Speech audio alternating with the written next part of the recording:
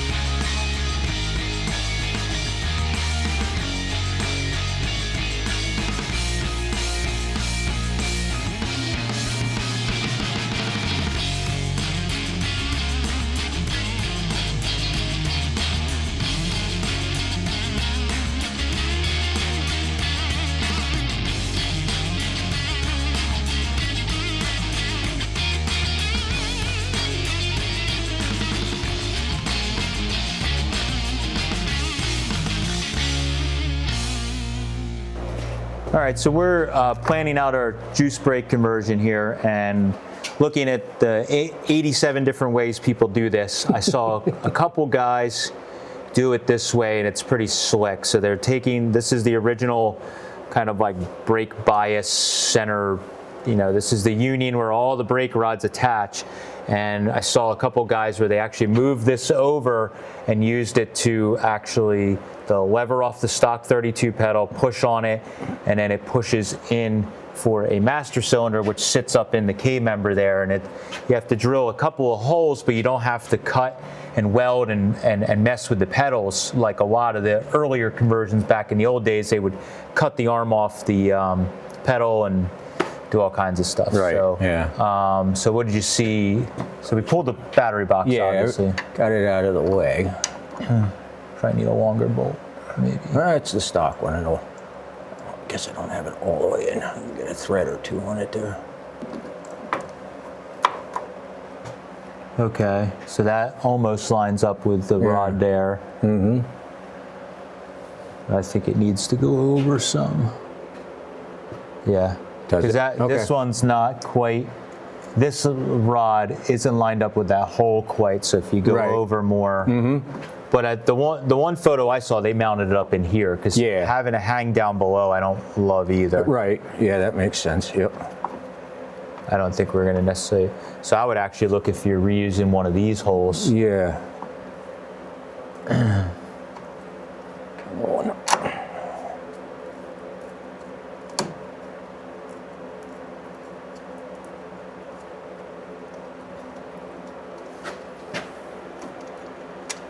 That's going way downhill. Yeah, it does come downhill. So it may need to slot something a little bit. Mm-hmm. So don't worry about this. Yeah, I'm just looking for spacing.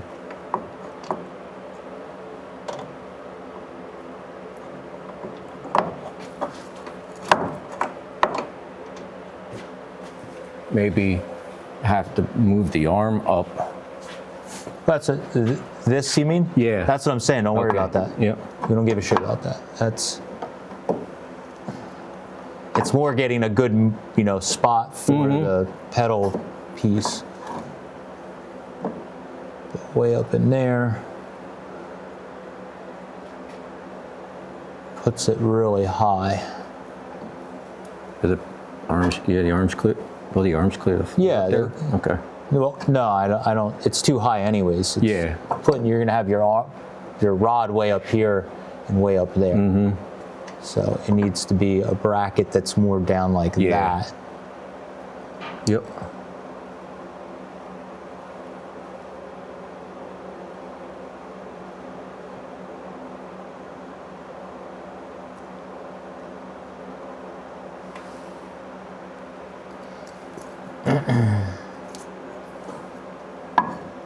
That's a lot better. So it pushes, right? Yeah, the pedal pushes this way. Or no? No, pedal pulls and then pulls. So it's gonna pull like that. Yeah, and then it'll push on this one. Yep. So that way gets us a lot lower. Mm-hmm. And if we can move it, almost have to take that rod off. But if we can move this over. I like the idea that one picture had that used these. Because we'll be able to move the master cylinder down a little bit. It'll give us more room under the floor there. Yeah, you just got to get everything, whichever one winds up the best. So, but turning it this way on the bracket will get us. I think we got to take this. Yeah, that rod off for now. Pliers. I think we may have to open the slot up just a little bit. Mm-hmm. So there we go. So that there. That's nice. Yeah. So if anything, this rod might need to be shortened. Yep. But you could see we could place it pretty much to get it right in line with that. Yep. We may even want to change this to the fork style to go on this. So we may want to change the rod coming off of this. Right. And take some of our old brake rods, take one of those ends and use one of those rods instead. Maybe I have to cut and weld it or whatever, but you put the forked end to go on this, so it's a factory, you know, type attachment. But other than that, and drilling a couple holes, I don't see any major. And we are really close to that, but that you also have to check. You need to check your master cylinder location. I think we may have to locate that first and make it. Yeah, because this is this angle here. Yeah. Is going to cause a problem. So we may need to be out like this. Yeah, we need to see. And it might need to favor, you know, we may need to bend that arm or something. Yep.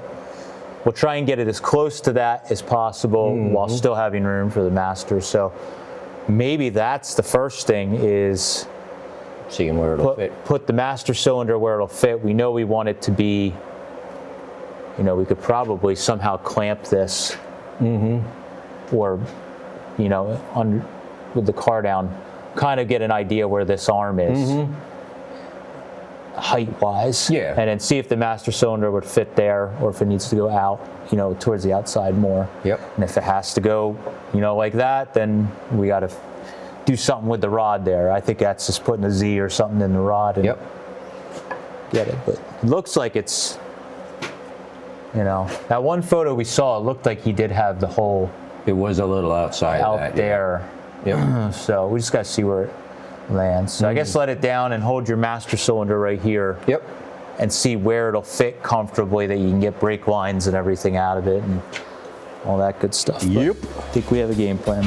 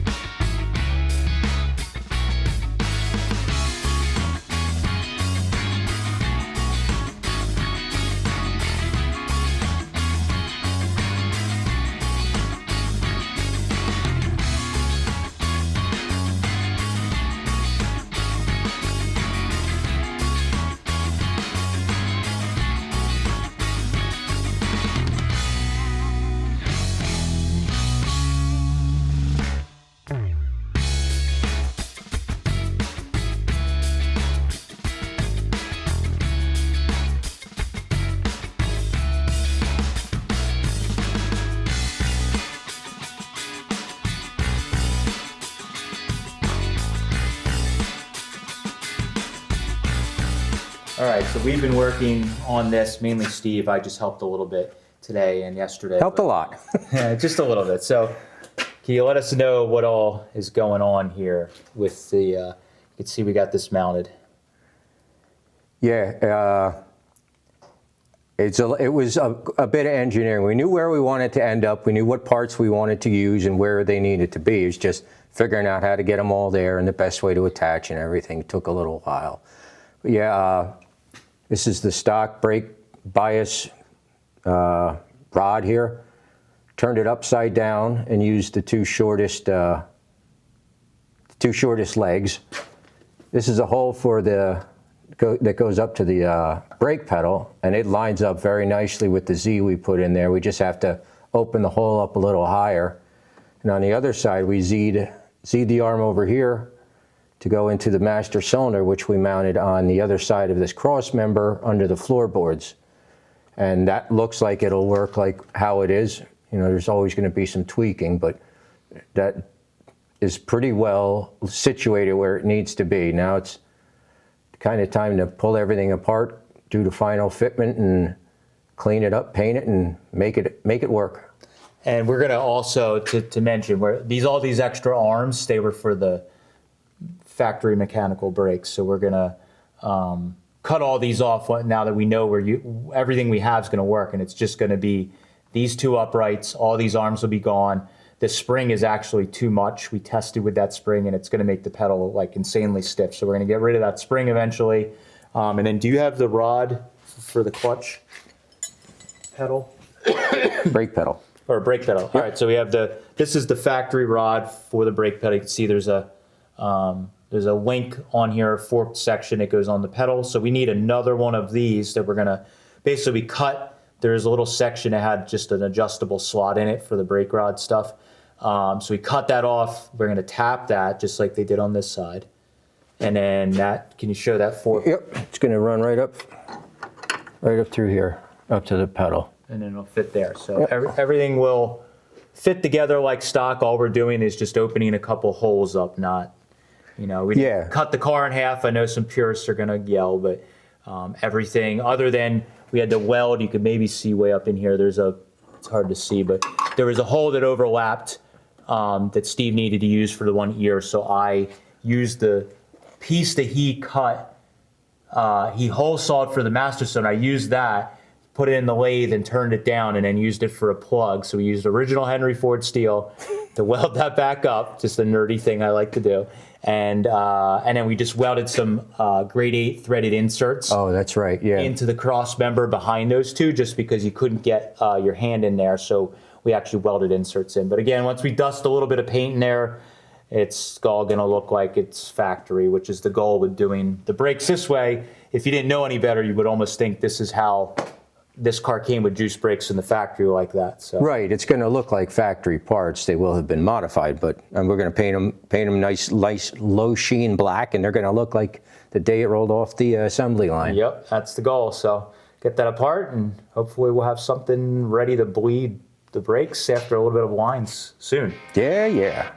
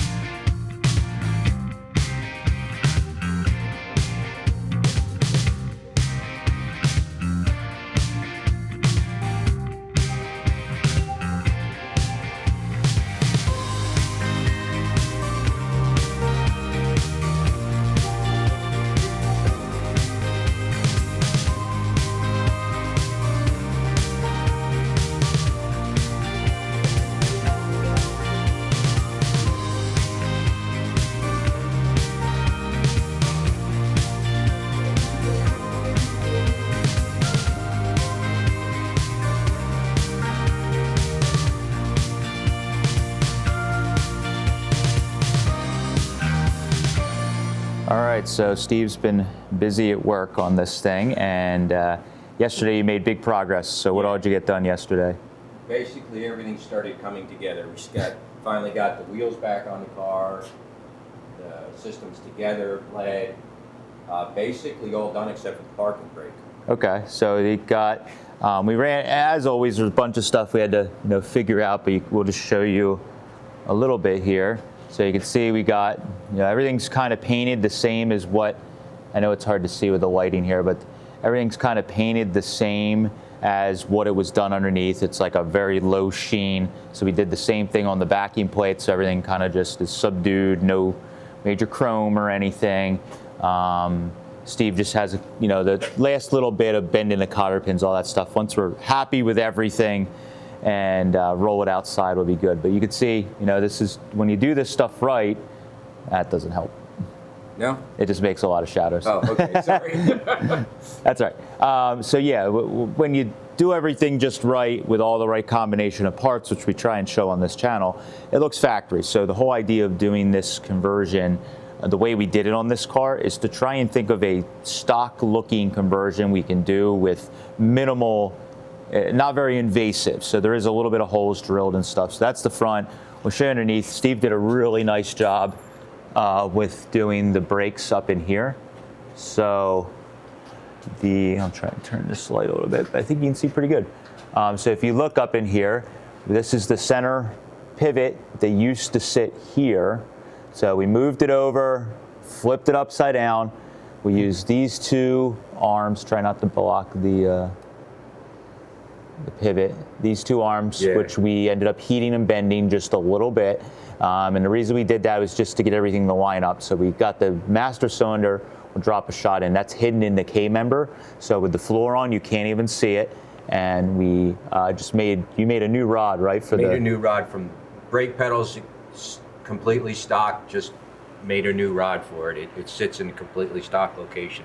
So we just had to make, originally this rod had like a slotted opening on it, and obviously we don't want that because it could slip over time with the force of brakes. So we used all stock parts, put a clevis back on it. Everything's fully adjustable. The other side, Steve made a push rod, also with a clevis, stock pins, all that stuff. And then the only other thing we had to do that was, flip you around here, probably the most invasive thing we had to do is Steve had me weld a brake tab here for this soft line. So I got a soft line. I just went on Napa and just started looking at like every soft line they offered. There's something like 2,000 soft lines. So luckily about 500 soft lines in, I found the one that worked. So it's like, 13 inches long. But the key is that it's female to female. So Steve made a little bracket tab up there that bolts into a factory hole, and now that clips in. So the hard line goes from here in through another factory hole and goes into the master cylinder. And in here we just had to make this little jumper line, which he Z'd in so it got close to the torque tube, and then goes down, and that's all factory stuff. The factory clip. This is off of a juice brake car, this little hoop-shaped piece that holds the union, and then all the brake lines go to the back. So all that stuff is, factory looking. So other than this little weld and a couple extra holes we had to drill, it's all very little modification to the car.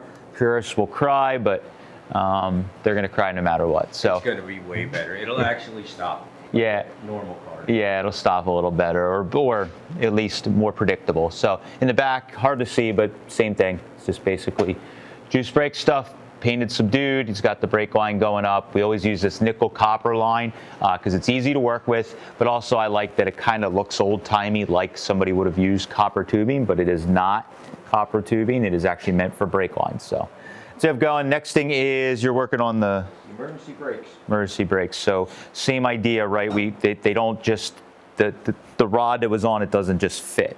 No, it was too short because it only went to the center bar originally. So took the stock linkage, cut the saddle off it. You drilled it out? Is that what you did? Drilled it out and tapped it and put it on this is another brake rod. Yeah, this isn't the one off the car. Anytime we do estates and we get like handfuls of brake rods, we always keep them because we use them for exhaust hangers, all kinds of stuff. But great round stuff. Yeah. But this is really nice because it was already threaded for one of those clevises. So he just used the correct clevis for the e-brake, and then we're gonna tighten that down. Jam nut it, and then the other side you got some marks here. You just have to put a little Z in it. Yeah, we're going to put a Z in it so it grabs the cable in the middle of the car. It comes out a little bit to the passenger side, so just to make it look right and pull in the center. Yeah. It's got to work better if it's in the middle. Right? Yeah, I would think so. And Matt's OCD. I'm not making him redo it because it's off a little bit. So, and then this is this is just like a factory saddle piece. Again, from an early V8 car, so we're all using early V8 stuff. This is I don't remember what year e-brake cable, but it's. I think it was 42 to 46. Yeah. 48, something like that. Yeah, and the only reason we picked that is because it's what we had laying around. Exactly. I forgot to order. Brand new in the bag. Brand new in the bag. So Steve's got that on, and everything's good. We'll end up painting all this stuff when it's done. So that's the last little bit of work, and then we could put this thing down, and we'll have brakes, and we could start it up again. It'd be awesome. So that's what we got going on.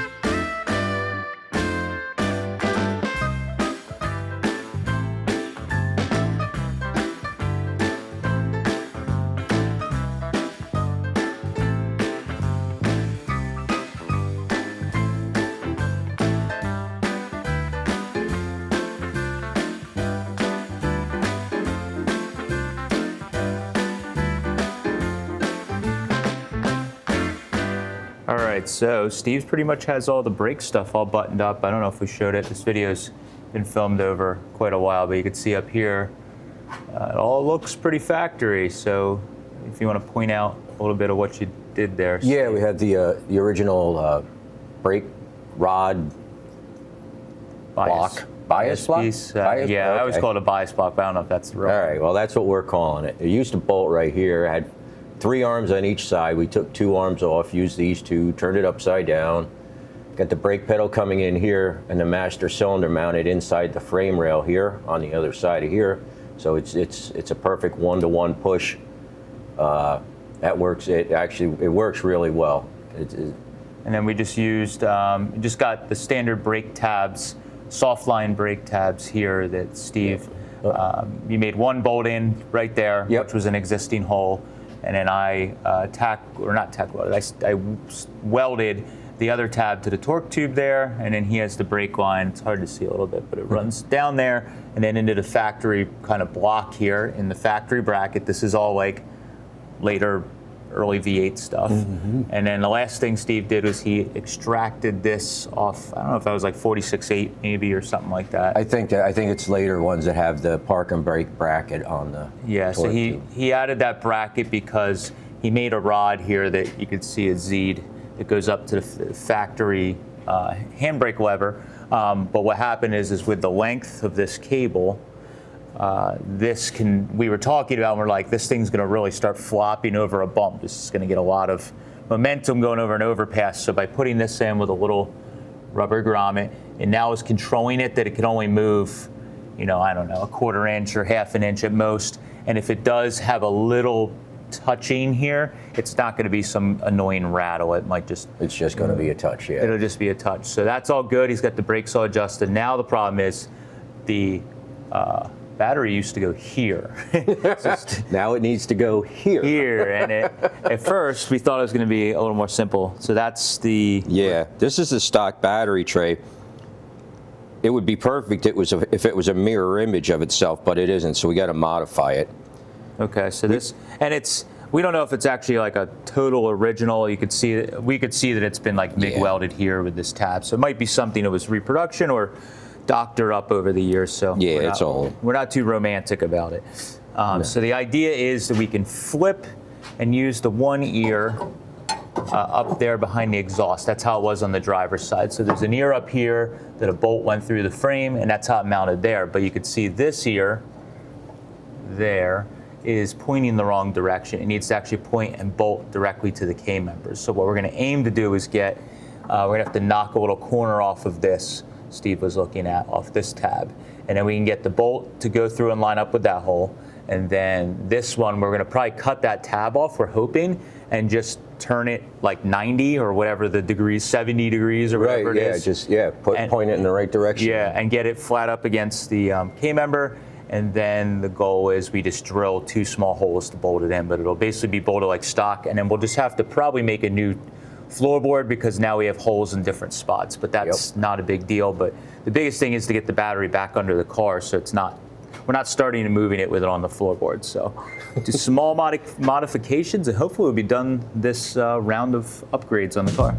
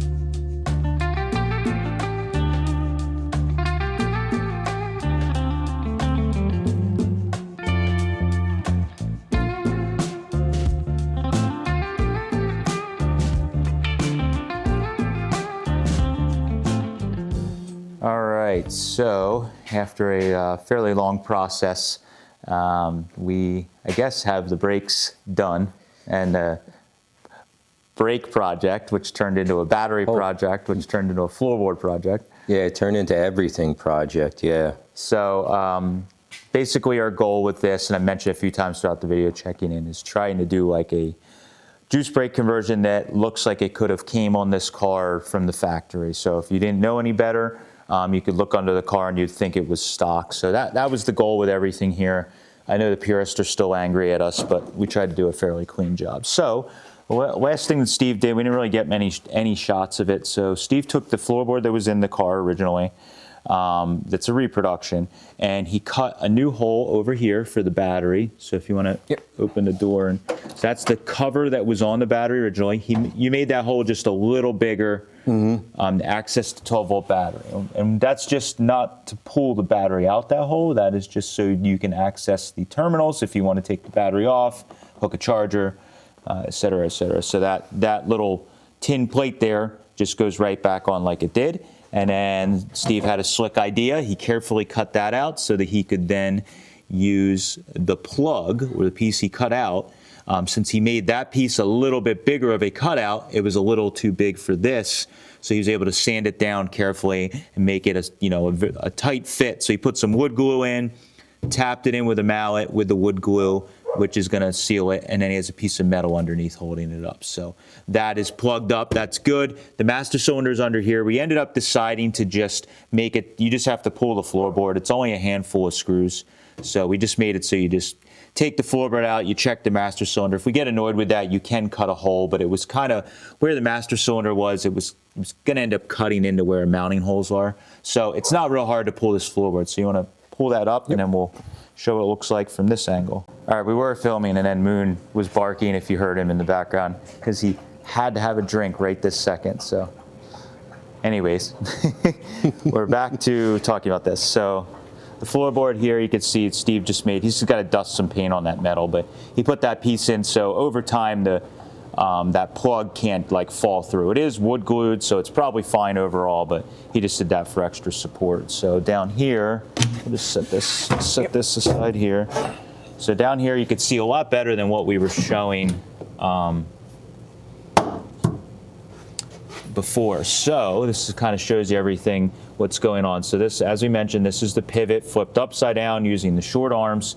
They're heated and bent with all factory clevis or unions here and threaded rods that go into the master cylinder, which is a dual circuit from like a Gremlin is the one I use, because you can see the outlet is on the right side of the master cylinder, so it gives us the room to put the brake lines on, whereas the Mustang ones are normally on the other side. So I found that on the Forgotten Hot Rod. It worked well. That car is still living with that master cylinder, so it's been proven.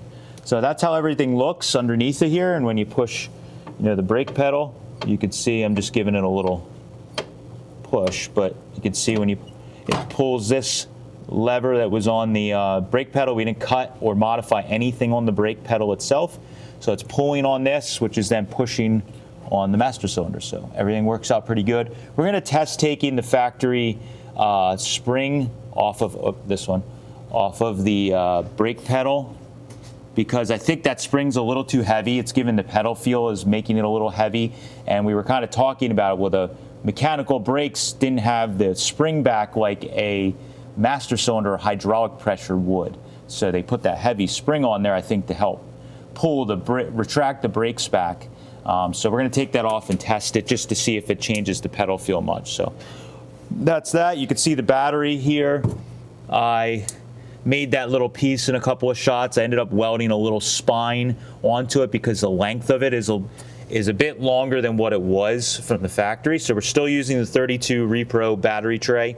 I just made this piece here, added a spine to the back of it that I TIG welded in and into the bend. So now it's nice and sturdy. It's not going to bounce around, and it's mounted just like the factory, just on the other side.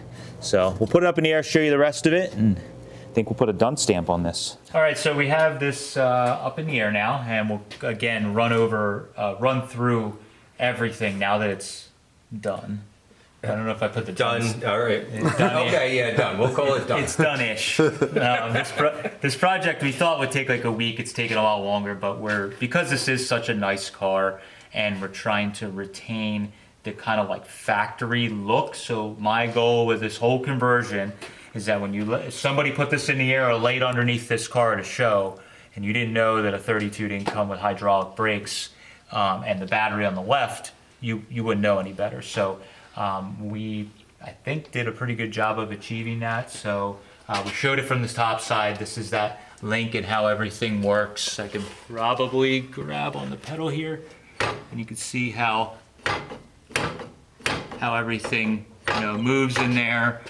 We utilize a lot of factory pieces. Use the 46.8 e-brake stay, for lack of a better term, or hoop, and that's basically for our rod here.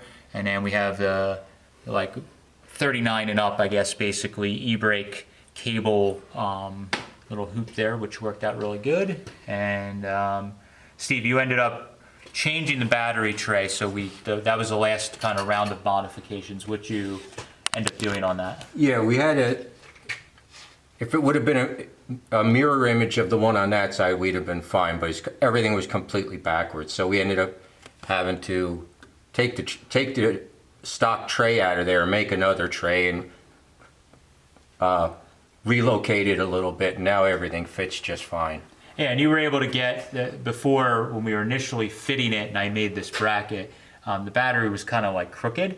Yeah. And on this side, the battery's, horizontal. Mm-hmm. So you were able to get that. Pretty much straightened out. Yeah, you can get it in and out through the floorboard now. Like factory. Yeah, like factory. Yep. So the only thing that might look different if somebody knew any better is if you look from the top side, like we showed you, this bracket I made here, you could see the rib that's in the top. There's some obvious TIG welding going on and not done in 1932, but all of that's hidden.